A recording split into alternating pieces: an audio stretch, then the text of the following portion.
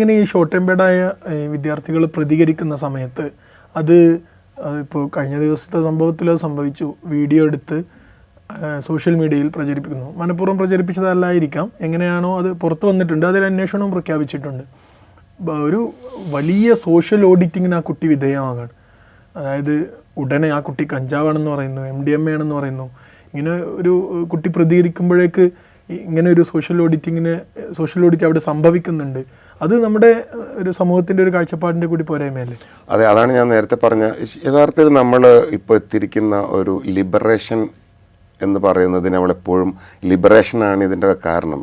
Individual സ്വാതന്ത്ര്യത്തിന് പ്രാധാന്യം കൊടുക്കുന്നത് കൊണ്ടാണ് കുട്ടിയെ അടിക്കാൻ പാടില്ല, മുതിർന്നവരെ അടിക്കാൻ പാടില്ല, അതൊക്കെയാണ് മൊത്തം സൊസൈറ്റിയിലുണ്ടായ പ്രശ്നം എന്ന രീതിയിലാണ് ആളുകൾ മുഴുവൻ ഇതിനെ കമൻറ്റ് ചെയ്യുന്നത്. ഇപ്പം മിക്കവാറും അതിൻ്റെ ഇടയിലുള്ള കമൻ്റ് അതാണ്, വടി അധ്യാപകരിൽ നിന്ന് ഒഴിവാക്കിയതാണ് ഈ പ്രശ്നങ്ങൾക്ക് കാരണം. നമ്മൾ ഒരു സൊസൈറ്റി പുരോഗമിച്ചു കൊണ്ടിരിക്കുമ്പോൾ സ്വാഭാവികമായും പുരോഗതിയാണ് വേണ്ടത്, അധോഗതിയിലേക്ക് പോകാൻ പറ്റില്ല. അപ്പോൾ സ്വാതന്ത്ര്യത്തിനെ കുറിച്ച് പറയാൻ JS മിൽ അവതരിപ്പിക്കുന്ന ഒരു സിദ്ധാന്തമുണ്ട്, ഹാനി സിദ്ധാന്തം എന്നാണ് അതിന് പറയുന്ന പേര് തന്നെ. എനിക്ക് സ്വാതന്ത്ര്യമുണ്ട് എന്ന തിരിച്ചറിവിനോടൊപ്പം തന്നെ വേറെ ഒരാൾക്ക് അയാൾക്കും സ്വാതന്ത്ര്യമുണ്ട് എന്ന തിരിച്ചറിവും കൂടി എനിക്കുണ്ടാവണം.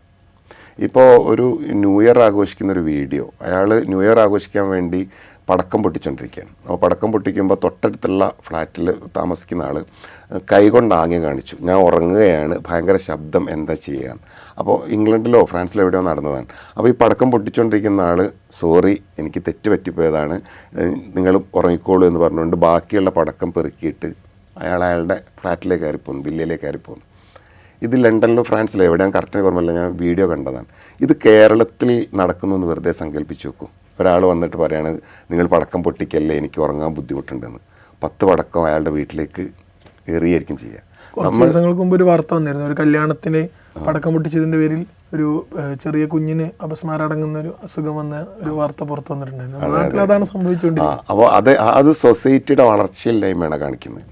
നമ്മൾ വേറൊരു വ്യക്തി, എൻ്റെ സ്വാതന്ത്ര്യം എന്ന് പറയുന്നത് വേറൊരു വ്യക്തിയുടെ സ്വാതന്ത്ര്യത്തെ ഹനിക്കുന്നതാവരുത് എന്ന ചിന്ത വരാത്തൊരു സൊസൈറ്റി ആയതുകൊണ്ടാണ് ഈ പറയുന്ന സോഷ്യൽ ഓഡിറ്റിങ്ങിൽ മുഴുവനും കുട്ടി പ്രതിയായി മാറുന്നത്. അവിടെ ഈ കുട്ടി തന്നെ ഷോർട്ട് ടെമ്പേർഡാണ് എന്ന് എല്ലാവർക്കും അറിയാം. ഈ കുട്ടിയെ തന്നെ അന്ന് വൈകുന്നേരം ആകുമ്പോൾ കരഞ്ഞുകൊണ്ട് കാണുമെന്ന കാര്യം ഒരു സംശയമില്ല. ആ കുട്ടി ഇപ്പോൾ അത്രമേൽ ഖേദിക്കുന്നുണ്ടാവും.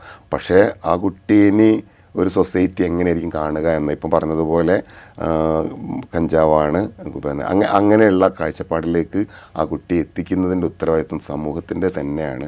അതിൽ സമൂഹം നല്ല ബോധം ഉള്ളവരായി തീരേണ്ടതുണ്ട് എന്നതൊരു വലിയ പ്രശ്നമാണ്.